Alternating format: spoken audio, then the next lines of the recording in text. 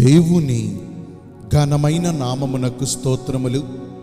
ఈ వాగ్దానమును వింటున్న మీకందరికీ మన ప్రభువును ప్రియ రక్షకుడైన యేసుక్రీస్తు నామములో శుభములు, మా హృదయపూర్వకమైన వందనములు.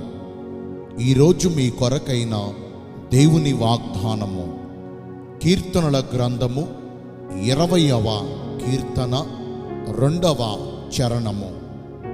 సియోనులో నుండి యెహోవా నిన్ను ఆదుకొనుగాక.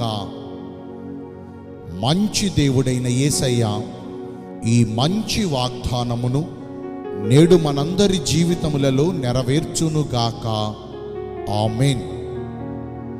ఈ వాగ్దానాన్ని మనము పరిశీలిస్తే, మనము ఆపదలలో చిక్కుబడిపోయినప్పుడు, కష్టకాలములో ఉండి వేదనను అనుభవిస్తూ శ్రమకు తాళలేని దీనస్థితిలో మనమున్నప్పుడు, మహోన్నతుడైన దేవునికి మన కార్యమును సఫలము చేయగలిగిన సర్వశక్తిమంతుడైన దేవునికి మనము మొర్ర పెట్టగా, ఆయన మన మొర్ర ఆలకించి ఆకాశము నుండి ఆజ్ఞ ఇచ్చి మనమున్న శ్రమలో మనకు తోడై నిలిచి ఉండి, మన శోధన బాధలన్నిటిలో నుంచి, మనమున్న దీన దశలో నుండి మనలను విడిపించి, మనలను చుట్టుకొని ఉన్న శత్రువుని చేతిలో నుండి మనలను తప్పించి రక్షిస్తారు.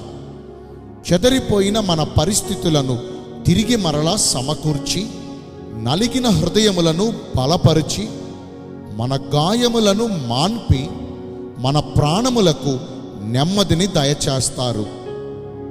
మహోన్నతుడైన యెహోవా దేవుడే మనకు ఆశ్రయమును దుర్గమునై ఉన్నారు. ఆయన శరణుజొచ్చిన వారికి ఆయన నమ్ముకొనదగిన సహాయకుడు. ఈ కీర్తనను రచించిన కీర్తనాకారుడును దేవుని ఇష్టానుసారుడైన భక్తుడగు దావీదు జీవితమును మనము పరిశీలిస్తే, అతడు గొర్రెల కాపరిగా ఉన్నప్పుడు ఇశ్రాయేలీలతో యుద్ధము చేయుటకు వచ్చిన ఫిలిస్తీయుల సంబంధియును గాతువాడైన నెఫీలీయుడైన గొలియాతును ఒక్క రాయితో హతమొందించినప్పటి నుంచి ఇశ్రాయేలీయులలో అతనికి వచ్చిన ఆదరణను బట్టి, మంచి పేరును బట్టి సౌలు రాజు అతనిపై విషపు చూపును నిలిపి, అప్పటి నుండి దావీదును చంపుటకు ఎన్నో ప్రయత్నములు చేసినను యెహోవా దేవుడు దావీదు పక్షమున ఉండి సౌలు బారిన పడకుండా అతనిని కాపాడుచూ వచ్చారు. అయితే ఒకరోజు దావీదు ఎన్గేది అరణ్యమందు శిలాపర్వతము మీద ఉన్న గుహలో దాగి ఉన్నాడన్న సమాచారమును తెలుసుకుని, ఇంచుమించు 3000 మందిని తీసుకుని ఆ గుహ యొద్దకు వెళ్ళి దానిని చుట్టుముట్టారు.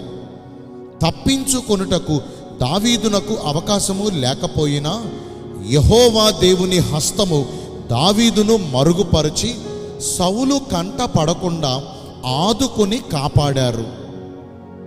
ఈ వాగ్దానాన్ని వింటున్న ప్రియ దైవ జనాంగమా, నేడు మన జీవితాల్లో కూడా దేవుడు మనకు సహాయకుడుగా ఉండి మనలను కలవరపరచుచు మనకు నెమ్మది లేకుండా చేస్తున్న ఈ ప్రతికూల పరిస్థితులన్నిటిలో నుంచి, ఈ భయంకరమైన వార్తల నుంచి మనలను విడిపించి రక్షించాలంటే, దేవునిపై మన పూర్ణ హృదయముతో నమ్మకము నుంచి ఆయనను ఆశ్రయించి, ఆయన దృష్టికి ఇష్టమైనవి చేస్తూ, సమస్త విషయాల్లో దేవునికి అనుకూలముగా ప్రవర్తించుచు, ఆయన దృష్టికి యథార్థమైన హృదయము కలిగి జీవించాలి.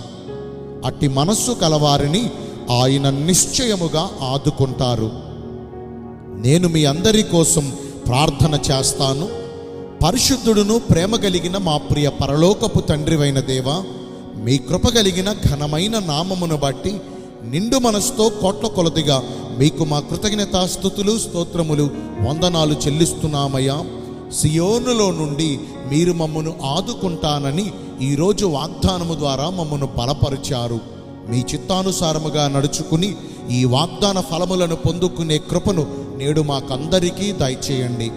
ఈ రోజున ఎందరైతే పుట్టినరోజులను, వివాహ దినములను ఇతరమైన శుభకార్యములను జరిగించుకుంటున్నారో వారందరికీ మెండైన దీవెనలు కుమ్మరించమని, మీ రాకడ కొరకు మమ్మను సిద్ధపరచమని యేసుక్రీస్తు ప్రశస్త నామమున ప్రార్థించి వేడుకొనుచున్నాను మా ప్రియ పరలోకపు తండ్రి.